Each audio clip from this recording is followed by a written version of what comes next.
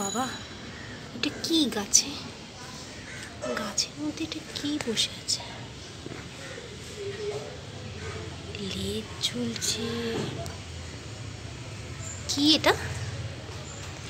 ও বাঘ! বাঘ ঢুকেছে, বাঘ ঢুকেছে, বাঘ ঢুকেছে।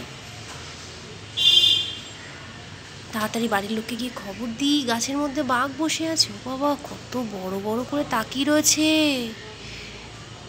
ও মা গো, বাঘ কোথা থেকে আসলো? হালুম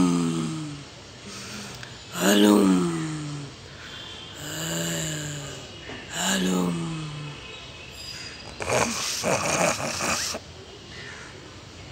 বাবা, গরমে বাঘটা গাছে উঠে গেছি।